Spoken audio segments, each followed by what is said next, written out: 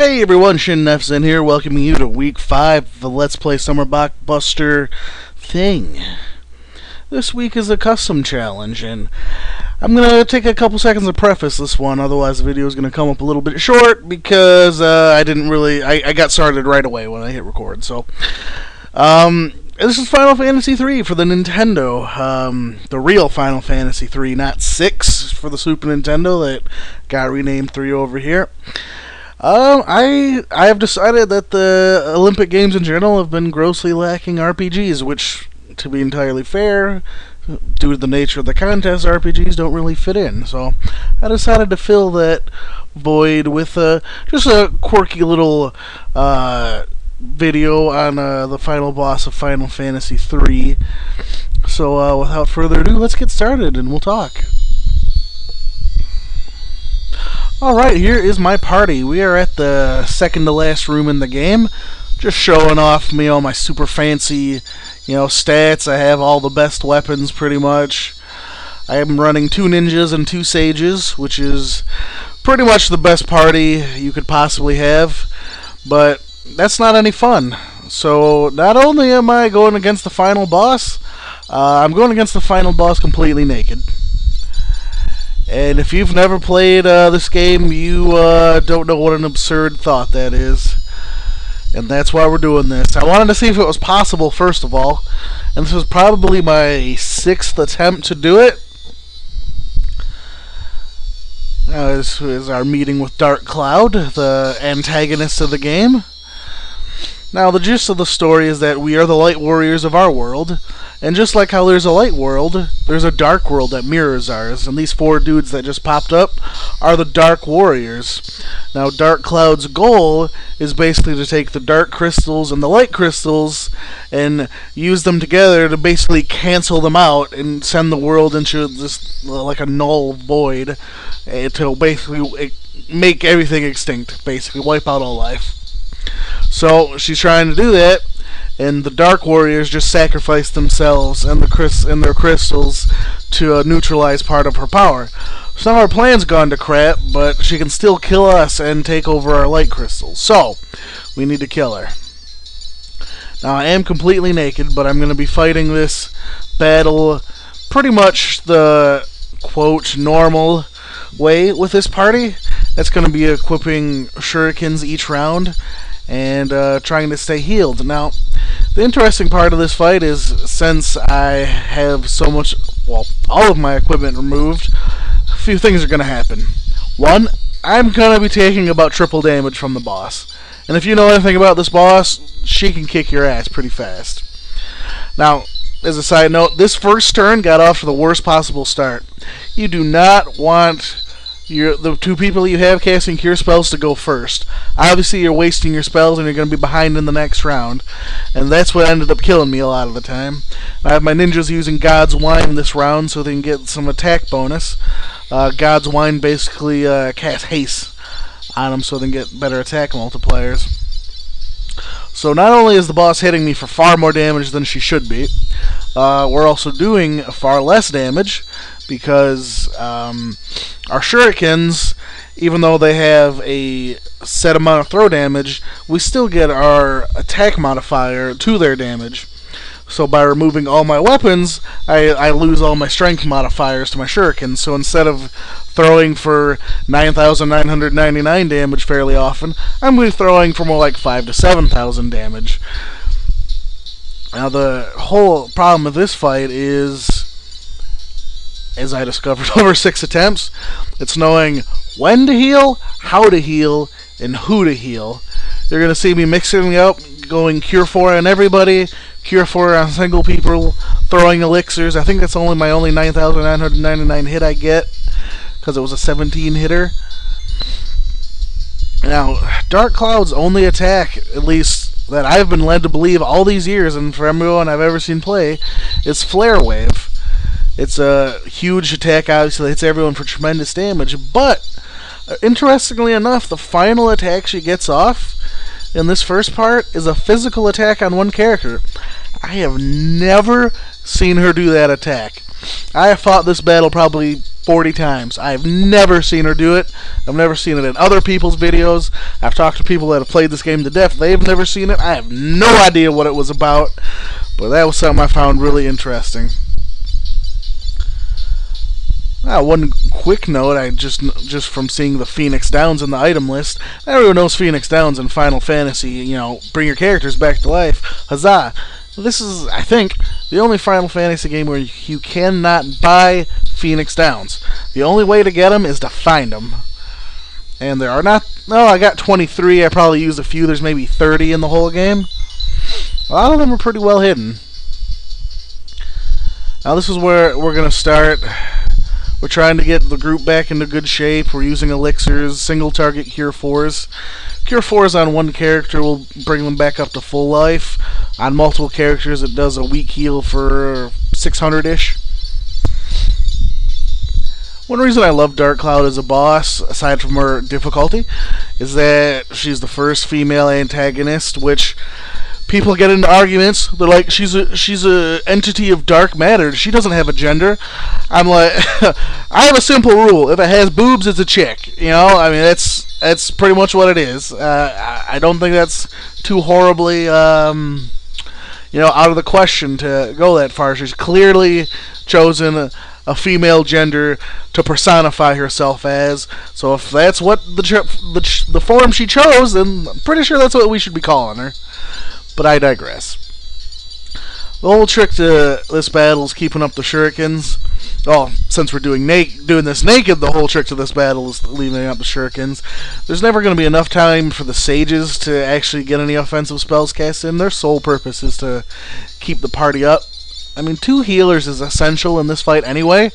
And honestly, I'm about 6 levels higher than what you normally go into this fight, about 52, 53. My party's all 59. And that's part of the reason they're over-leveled, is just to survive the naked challenge. Because otherwise, even with 2 healers going with Cure 4, you're going to be racing the flare waves tit for tat pretty much. More so, obviously, with everyone being naked, even the ninjas have to pitch in with healing items. That was a very well-timed elixir. See, that's what you got to anticipate the damage and get your healing items out accordingly. You got to be willing to sacrifice the offense for the heals sometimes, because, well, a dead man can't attack, can he? Well, unless he's a zombie, but that's another story completely.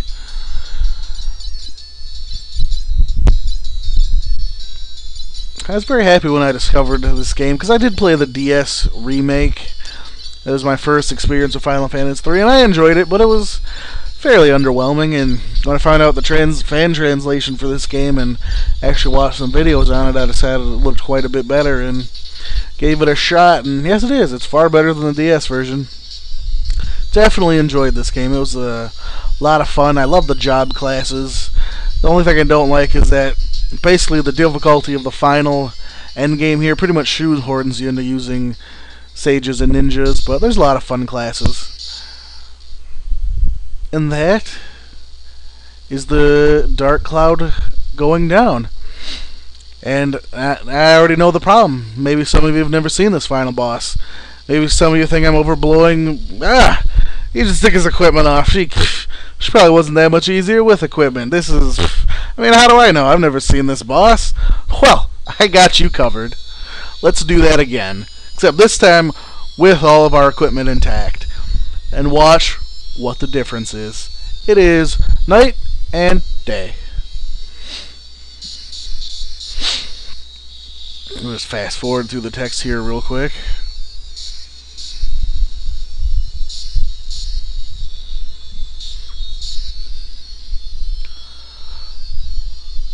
Alright, now, this time the fight's going to be done in a very similar way. Still going to be using shurikens. However, I don't need to heal nearly as often. You'll see why after the first flare wave. Now, the flare waves were hitting me for what? They were hitting what? For at least 2 grand on everybody before, right? Let's keep that in mind. I'm not even going to use the God's Wine because it's unnecessary.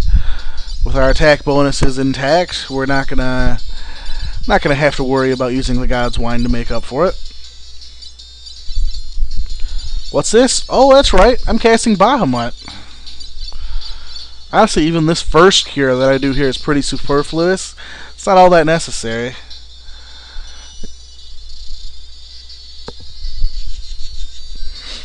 Now, Faye is the stronger of the characters and of the casters, and Shin's the stronger attacker.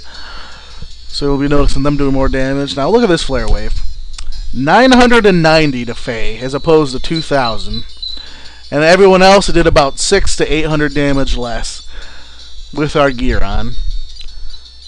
Do you understand the difference between doing a naked run and geared? I am barely going to have to cure in this run. We are going to rip her apart.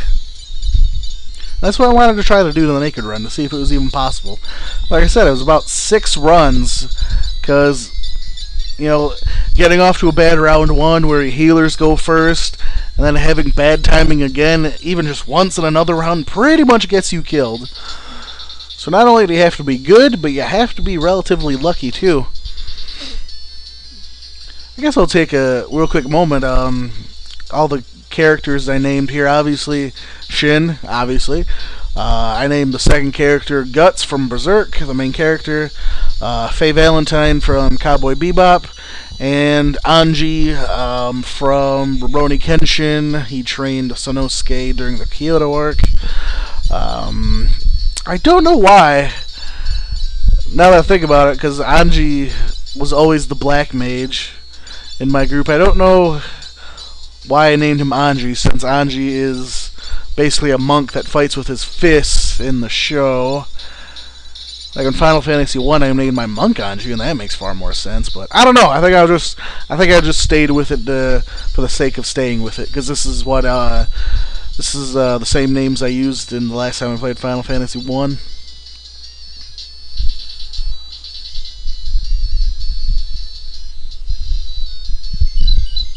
Again, this is a pretty superfluous cure. I could have just blasted right through this with Bahamut.